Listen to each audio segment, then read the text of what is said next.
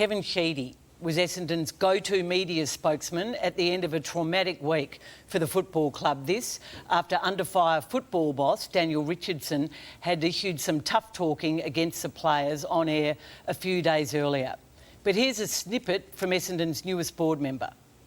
I want to ask about the coach and the head of football, Daniel Richardson, who is well known to you. Went on. I don't know Dan Richardson very well at all, to be honest. Well, you know his father very well, and I'm sure. Well, that's not Dan, is it? I mean, I'm sure you'll get to know him, Kevin. Hold on. I don't know Dan Richardson very well, so get that right and let your listeners hear that. Now, I have no issue with Kevin Sheedy really joining the board. He's a club legend, an AFL legend, a hero. I do have some concerns about what it all means for Ben Rutten, though.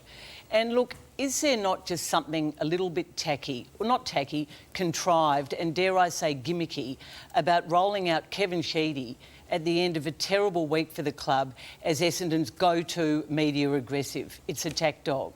And while I'm at it, where was Xavier Campbell last week? Surely you can still face some music from Queensland.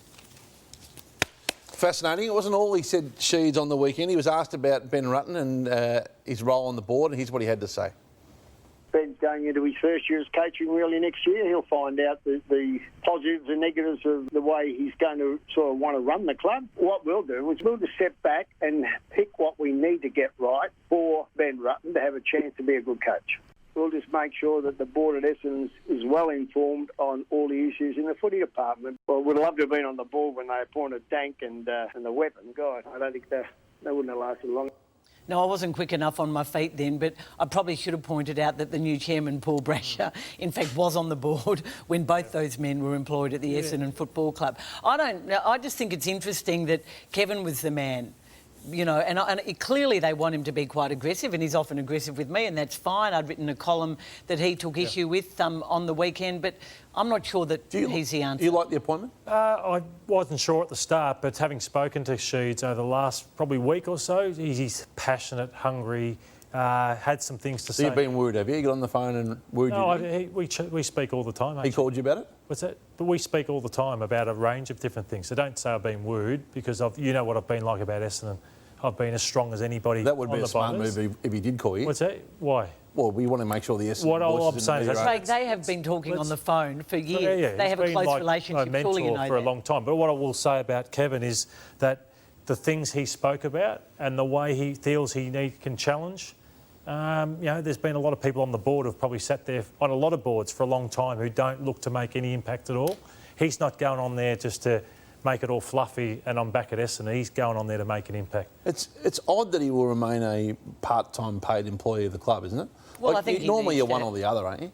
Well, yeah, yes, but I think Kevin has had a job at Essendon and probably wasn't prepared to give that up, and Essendon didn't see any need to give it up. I just find it an interesting dichotomy, how it's all going to roll out, and I think it's funny that he was a man, sticking up for the club and batting back the questions. I mean, we haven't heard from Ben Rutten. Just on Xavier Ben, Campbell went completely missing. You said it's interesting for Ben Rutten.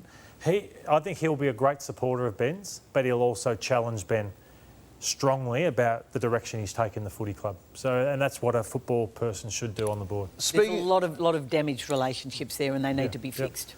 In simple terms, it looked like Woosha was a happy-go-lucky coach who probably wasn't too demanding in the past 12 or 18 months. He got Ben and Dan, I would put in the same category, and don't know where Blake sits in all this, who were trying to drive a harder-nosed, more ruthless disciplinarian. And who wanted to do it a year earlier, but the club wasn't prepared to pay out Worsfold. Yeah, and they took short steps on that decision, and then obviously you've got Ben trying to, and he's not doing it from a position of a relationship. And I read on the weekend that he read this book, ironically, through COVID, The Courage to Be Disliked, which I think you wrote the forward on, Kane.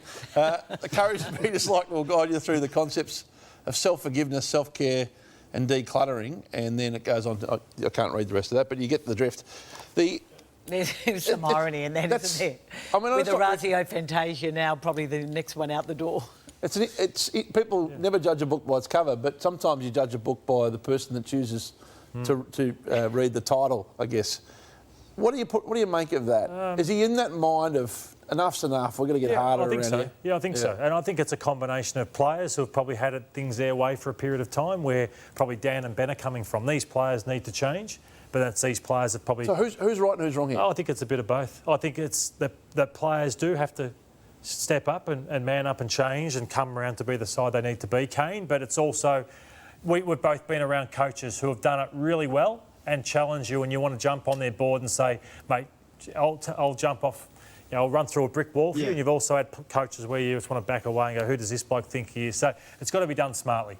I'd like to hear more from him. Like, I heard Nathan Buckley for 17 minutes post that game. I know that's a requirement of a losing coach, same with Brett Rutten, but how do we feel about St Kilda listening to Brett Rutten? I haven't heard a thing from Ben Rutten. Like, I hear Andy McGrath speak today and the relationship he's got with Ben Rutten and his confidence in him after signing a contract extension. I want to hear from Ben. I haven't heard enough from him. That's what I mean, Kane. We've heard from Kevin Sheedy, Daniel Richardson. So where is he? So I'm saying, where is Ben Rutten? He's got the best opportunity now to try and win back the passionate Bomber army who are questioning his coaching before he's even started.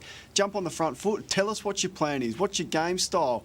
I don't think it's a massive disaster that Danaher and Fantasia and Saad are leaving, but I want to hear that from the coach. What's your backup plan? He just doesn't speak enough yet. He's got to jump on the front foot. Agree with you, Kane, 100%. I think you're spot on.